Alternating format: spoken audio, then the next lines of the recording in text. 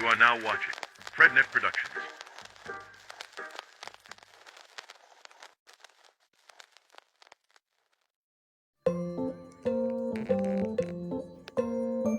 So what did you think of Freddy vs. Jason? Personally, not the crossover I was expecting. Although we all know Jason won that fight. Yeah, I feel that's pretty obvious. No special intro today. Wait, so you mean I actually get to be okay? Now that you mention it, I don't know. You're going to Denji's bathroom. Wait, what? The toilet? I'm Where the am type I? who seldom flushes Oh my god, teeth. it reeks in here! Yo, wait, is that power? Never mind, I am quite content at where I am. Anyways, on to the toy review.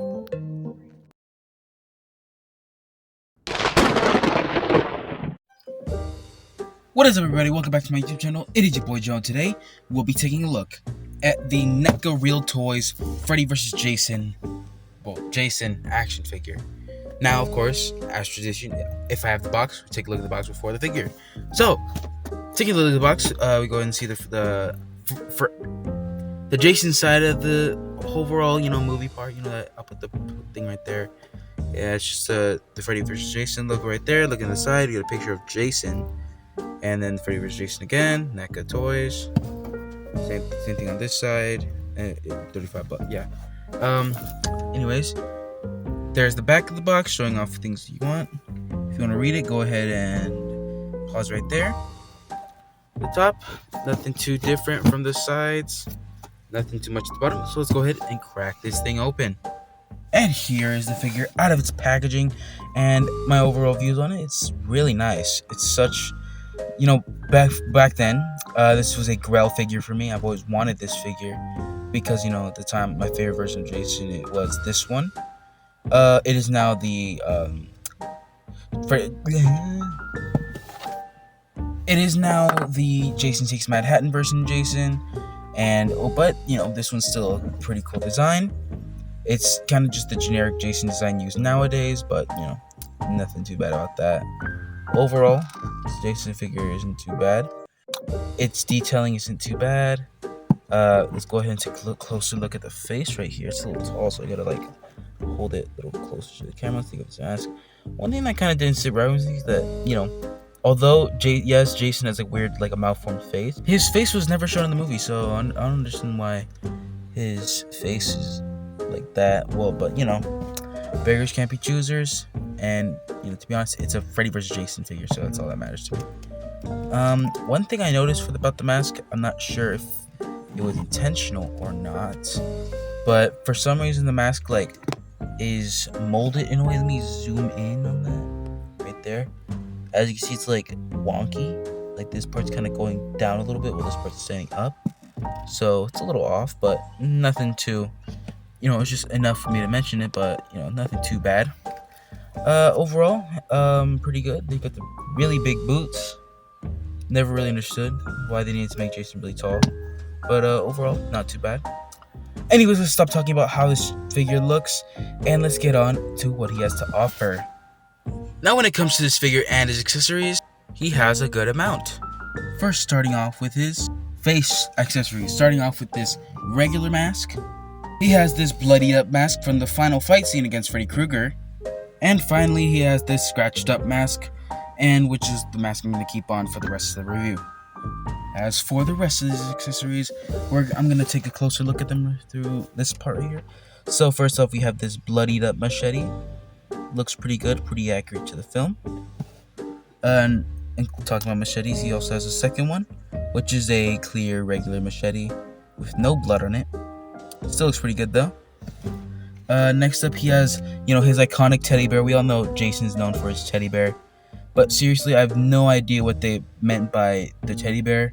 I mean, I guess this little gimmick that he can hold the teddy bear in his hand, because there's a clear indent for his hand, but it kind of just rests on there. It doesn't really stay there. I mean, I guess if you have him at a different angle, you can get it. There you go. I guess that works, but at the end, we never see Jason with the teddy bear. I mean, unless you're counting the one part in the remake, but it's two different movies, so I don't know. But next up we have this fiery effect, and overall it's pretty good. You know, it attaches to the machetes to the back, just like that. So now it looks like fire's coming off of it, just like that one scene. Pretty sure it goes in like this. Yeah, there you go. It's physically holding it like that.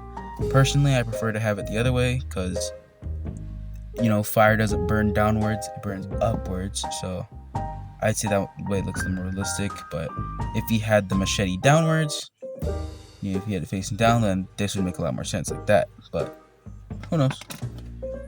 You know, people beg to differ. And of course, you know, Jason can hold his machetes. I'm just gonna do the bloodied one because it's the one I display him with. See? Jason can hold his machete. Looks pretty good with it. And overall, pretty much it for his accessories. But that is enough of his accessories, and let's go ahead and take a look at his articulation. Starting with that, he can look up that far, he can look down that far. Full rotation due to the ball joint, so you can get a full rotation. Pretty good pivot at the head. You know, no base at the neck. It's more just like a collar type ball joint, but that doesn't mean you can't get some pretty good like movement. So overall, nothing too complaining. Arm moves out that far. Swivel at the shoulder.